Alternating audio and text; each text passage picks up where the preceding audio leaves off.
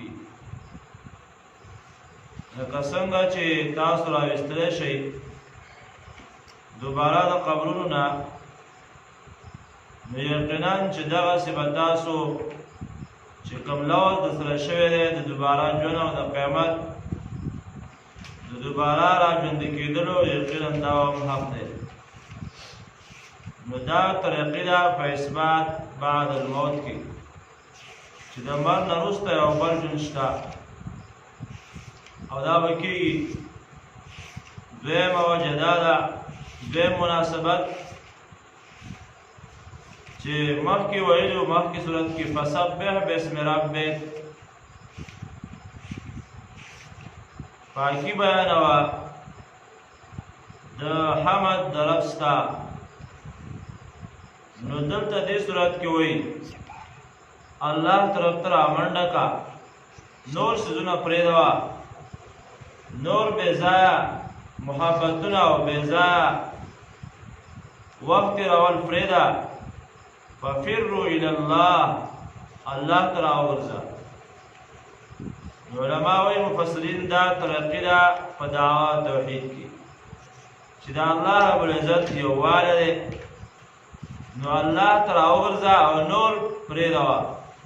نو دا طریقې ده په توحید کې. نور مناسبتونه شته. مقصد د صورت چې دی دعوا توحید، دعوه د صورت یا عنوان د صورت، مقصد د صورت هغه اثبات بعد الموت دی. د مرګ نه وروسته ژوند دا حق دی او په پنځه شواهدو باندې هغه ذکر کوي.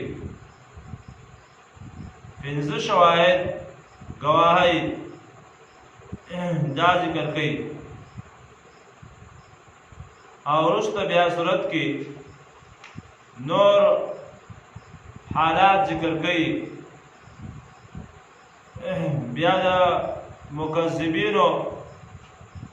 د هغې یو نمونه بیانوي په طریقه د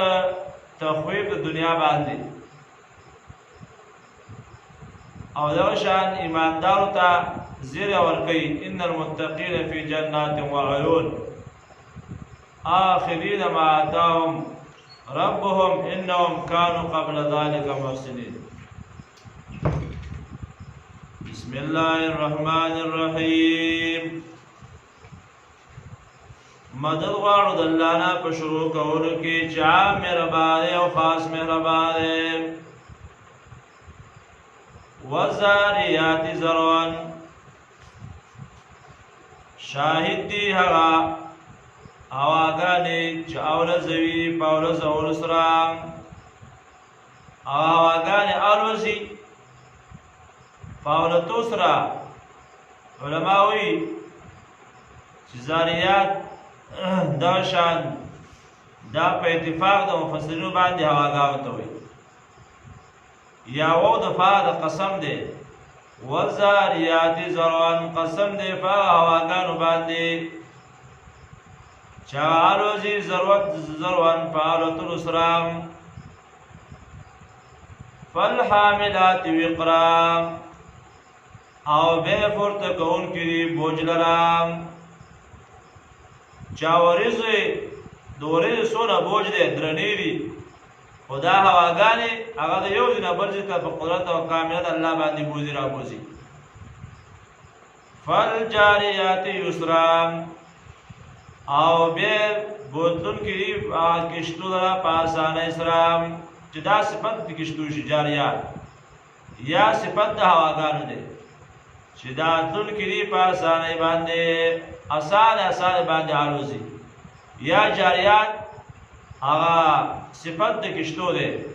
فالجاریات یسرا، او بیا تلونکي دي په اسانۍ سره. فالمقسمات امرا، او بیا تقسیم کوونکي دي هغه کارونو لره په حکم د الله باندې. دا شواهد بیان کړل. انما توعدون لصادق، یقینا هغه چې وعده کړي شي ستاسو سره لصادق دا خامخا رشتیا دا چه وعده دا قیمت دا چه دا برازی خامخا انما توعدون لصادق یقینا چه وعده کدیشی استاوسرا لصادق خامخا رشتیا دا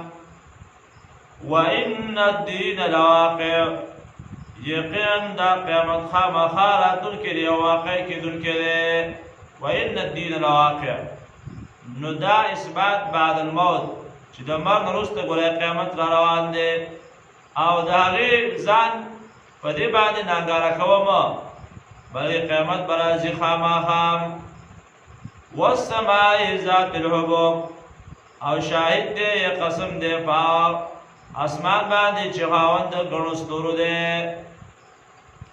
د ګڼو ستورو دی انکم یقین تاسو نور ملاکان هم علماء کی انکم یقین تاسو لفی قول مختلف تاسی پا آغا وینا پا خبر مختلفه کی چه دین مراد علماء و فسرین ہوئی چه مراد تین قرآن کریم دے او رسول دے دوشان او دا قیامت دے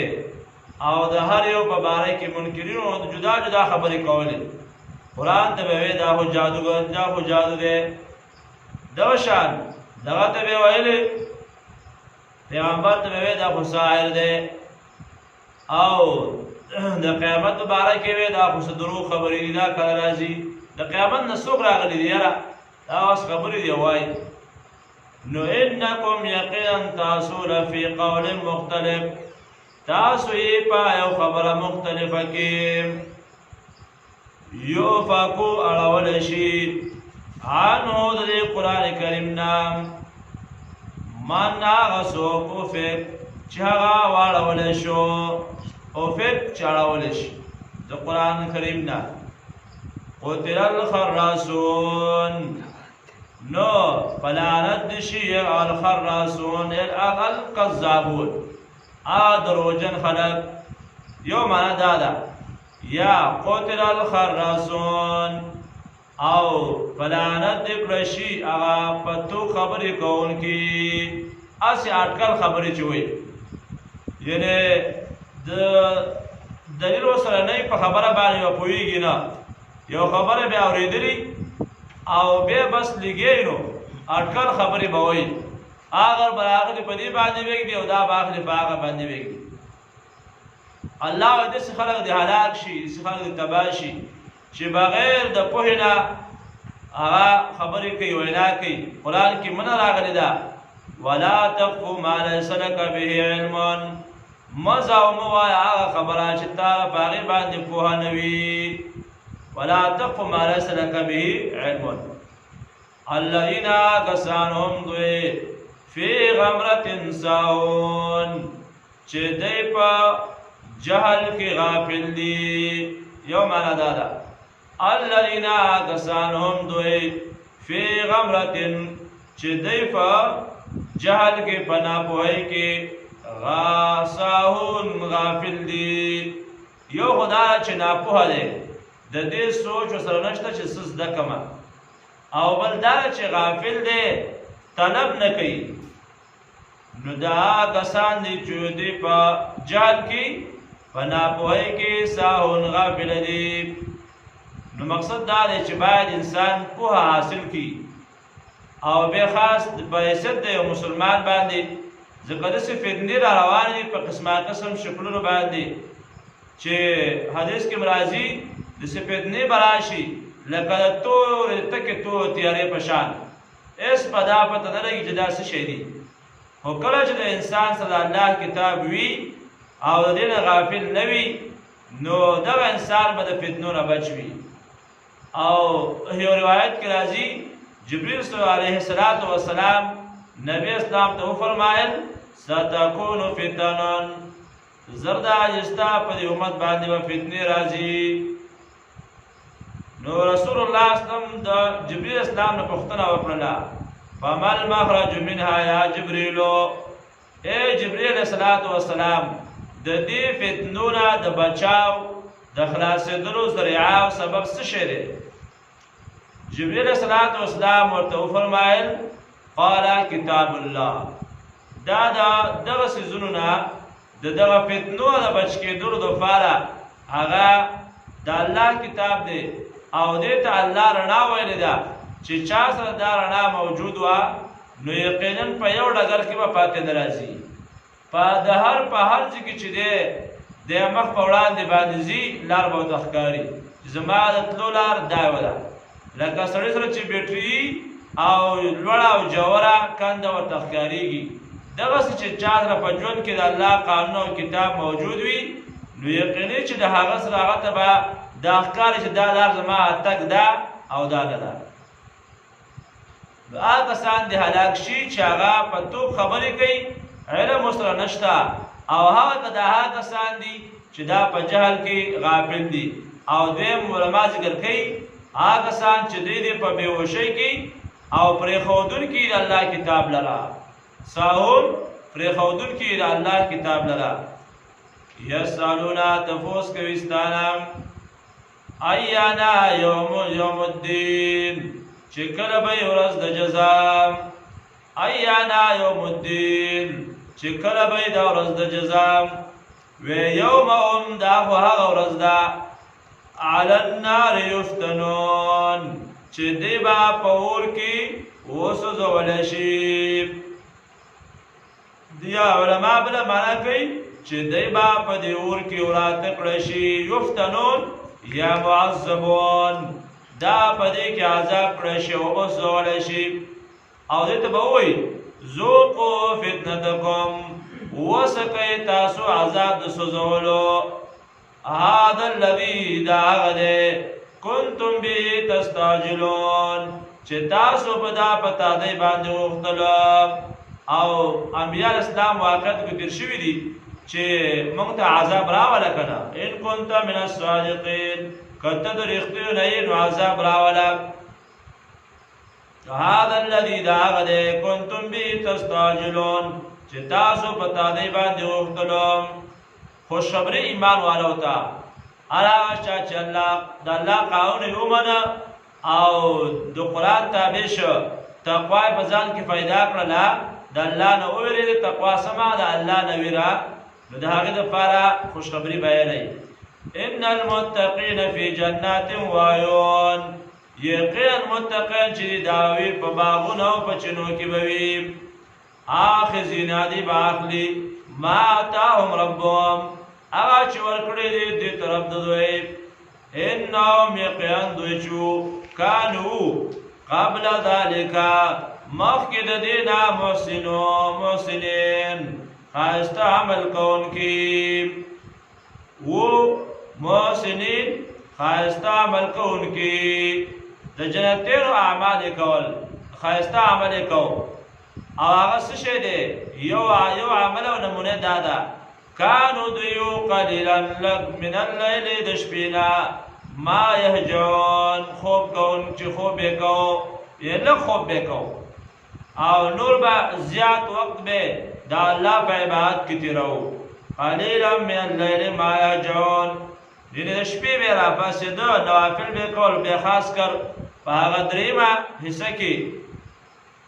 چې حدیث پاک کې راځي چې الله رب العزت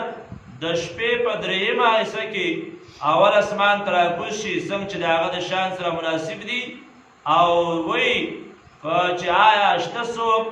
داسې بخښنه غوښتونکی زما نه بخښنه وغواړي او زه بخښنه وکړم؟ آیا شته څوک یو مصیبت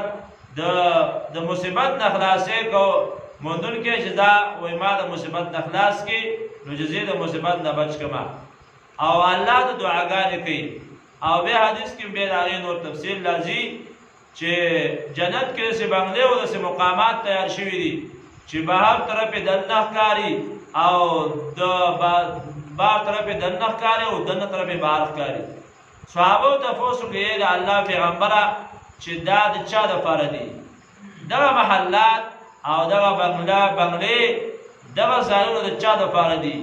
الله رسول الله صلی الله علیه وسلم د هغه صفات یې بیان کړل. ایو دا ولمن طاب الکلام واطعم الطعام وادام الصيام وصلى بالليل والناس نيام. دا څلور صفتونه ول بیان کړل دا اعمال والا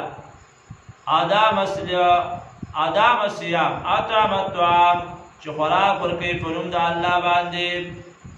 و آدم صيام او روزي نشي او دا شان بل دا دی چې وصلى بالليل والناس نيام د شپې خوب کوي په داسې حال کې چې خلک ودوي قليلا من الليل ما يهجعون. اوس د زمونږه د دې ډول مسلمانانو ته وګوره چې په څو امونځ سهار نه کوي نور د شپې را پاڅېدل او الله دعاګانې غوښتل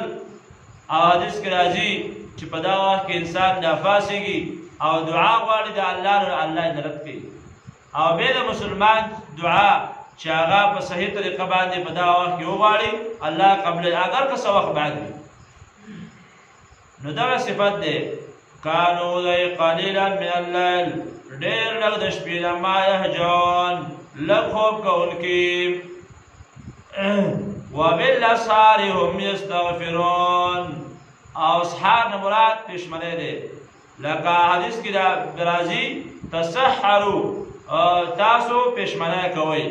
اسحار نه مراد سحر نه دی سحر مونځ بلکې پېشمنی مراد دی وبالاسحار هم یستغفرون او دوی په وخت د پېشمنۍ کې بخښنه غوښتونکي دي وفي اموالهم حق للسائل والمحروم او په خپلو مالونو کې هغه حق دی د سوال کوونکو چې څوک سوال کوي غواړي محتاج دی والمحروم او د غوښتونکو یعنې محتاج خو دواړه دي خو یو هغه دی چې هغه په سوال باندې عادي دی عادت دی او بل هغه دی چې هغه سوال نه کوي خو د دواړو ته ورکوي هغه په علامات او په نښو باندې وپېژني وفي الارض آیات للموقنین او په ځمکه کې د پاره نښې لپاره یقین کوونکو وفي انفسکم او ستاسو په دې نفسونو کې هم دي ستاسو په دې بدنونو کې هم دي افلا تبصرون نو ولې تاسو نه وینئ دې لره ته دې خپل بدن ته وګوره چې ستا په دې بدن کې د الله د وحدانیت څو نښې نښانې دي او علامه ابن کثیر رحمه الله ذکر کوي ولکل شیء له آیات تدل علی انه واحد چې هر یو څیز ته ګورې که نه نو په دې کې د الله د وحدانیت یوه نمونه موجود ده خامخا د غرونو ته وګوره د ونو ته وګوره د انسانانو ته وګوره د حیواناتو ته وګوره دا ټول نظام ځکه برابر دی چې دا د یو ذات په اختیار کې دي که چېرته اختیارات جدا جدا او ډېر وي نو دا نظام به ګډوډ شوی وي افلا تبصرون آیا تاسو نه وینئ نو د خپل ځان ته وګوره چې دا کې د الله د وحدانیت او د قدرت څو نښې نښانې دي وفي السماء رزقکم او د بره د طرف نه اسباب د روزۍ ستاسو دي یا مقرر دی دا ستاسو روزي د اسمان نه ته به هسې په ځمکه باندې منډې تړې وهې او ځان به ستړی کې لیکن د دې هغه اسباب د برې نه دي او روزي ستاسو د بره طرف نه مقرر شوې ده وما هغه شی توعدون هغه چې وعده کېدی شي ستاسو سره چې ستاسو سره وعده کېږي فورب السماء قسم دی په رب د اسمان باندې والارض او د ځمکې باندې انه لحق یقینا دا تقسیم چې دی دا د خیر او شر دا خامخا حق دی مثل پشان ما انکم تنطقون پشان دا هغه چې تاسو خبرې کوئ یعنې تاسو چې خبرې کوئ په دې خپلو خبرو کې شک خو نه کوئ که نو دغسې دا هم حق دا خیر او شر دا د الله له جانبه حق دی د الله په اختیار کې دی مثل ما انکم تنطقون پشان دا باندې تاسو خبرې کوئ هل اتاک حدیث ضیف ابراهیم المکرمین یقین راغلی تاسو ته خبر د مېلمنو د ابراهیم علیه السلام چې هغه عزتمند وو چې هغه ملایک مراد دي اذ دخلوا علیه کله چې داخل شو خوا د هغې ته فقالو نو ویې ویل سلاما السلام علیکم نو قال نو ابراهیم اسلام سلام علیکم وعلیکم سلام نو مېلمانه راغله نو ملائک راغلي خدا لکانو په شکل باندې د انسانانو نو بس به نو خاطر پوسو نشتا مېلمانه یې بس د هغې د ډوډۍ د خوراک انتظام پکار دی نو بس لاړه او هلته سخی حلال کړ ډېرې خبرې ثابتېږي علما او مفسرین ذکر کوي یو خو دا ده چې انبیا علیه السلام عالم الغیب نه دي که دا په غیب باندې پوهېدلی انبیا علیه السلام نو هغه بس خې به یې ولې حلالولی او بیا چې دا خو ملایک دي دا خوراک نه کوي نو بیا به نه کول که نو فتح ولګېده چې انبیا علیه السلام عالم الغیب نه دي او دا صریح دلیل دی نور هم ډېر دلایل د قرآن کې حدیثو کې موجود قوم منصرون قال ویل سلام علم بتاوی سلامی قوم منکرون ادا قوم دې ډېر ناشنا خدای پرړه کې ویلې فراغ الى اهلی نو په منډه راغی خپل کور ته فجاء بعجل سمین نو راوړو غسخه سوربا او نور سورتونه کې وایي عجل سمین حنیز ورید شوی نو سوربا مو او رید کړی ولا هم راوړو نو دیو جن وایي چې کله مېلمه راشي ته بوسونه مه کوه وړۍ دې خوړلې چې اسکلې هغه وایي هغه به شرمېږي و اسکلی مې دی راوړه که دې وی خوړه ښه ده که دې وړو ستا وړونه بېرته بیا ویسي دا بعضې بازارونه خلک یې ستونه کوي هغه چای به به اسکلی هغه وایي اوس کلی مې دی نو بس هلکه راځه چې اوس خو ډوډۍ وخورو هغه وایي نه خورم هغه به نو ته به اثبات کړې هغه به دعوت به ورکړې هغه به نه پې کوي نو داسې نه ده بلکې بازاري خوی به انسان نه کوي ابراهیم علیه السلام ته مېلمانه راغله لاړه او ستړي ته د خپل وس مطابق دغه دیو علما ډېر تفصیل په دې کوي چې مېلمه چې راشي نو باید د خپل وس مطابق د هغې څه نه څه احترام او د هغې د عزت د خپل وس مطابق وکړه نو فقربه الیهم نو ورنږدې کړه دوی ته نو قال نو بس دې خوراک نه کوو نو قال ابراهیم علیه السلام لا تاکلون ولا تاسو نه خورئ نو فاوجس منهم خیفه پټه کړه د دوی نه یره پړکې نو د حالاتو نه هغې معلومه کړه نو قالوا لا تخف مه یېرېږه وبشروه بغلام علیم او موږ زیر ورکړو دته موږ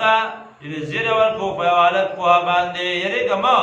موږ راغلي په زیرو باندې خطرناک خبره نه ده علما وایي په اول کې طریقه دا وه چې چا پړی کې څه شی خبره وه او د چا کور ته به لاړه او څه نیت به ورته غلط و نو د هغې خوراک څښاک به یې نه کوو نو دوی چې دا خوراک ونه کړ نو اوس خو دا پوهه نه ابراهیم علیه السلام نو دې ویې چې یاره ولا دا خلک خو څه خطرناک غوندې کړي نو ملایک پوه شو او بیا یې تاسو یېرېږئ مه یقینا موږ مه یېرېږه او موږ راغلي په زیرې باندې زیرې ته درکوو نو دا خبره چې واورېدې فاقبلت امرأته فی سرة نو را روانه شو دا بیبي د هغه فی سرة په ګڼه د ملایکو کې فسکت وجهها نو داسې لاس یې راواچودې د خپل تندي ته په طریقه تعجب باندې او وقال ویل عجوز زه خو زه بوډۍ یم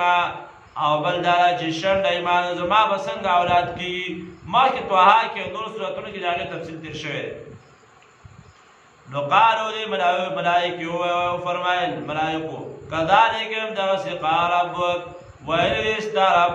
انه یقین د الله تعالی چې دی هو الحکیم العلیم دا د حکمتونو والا او پوهه ذات دی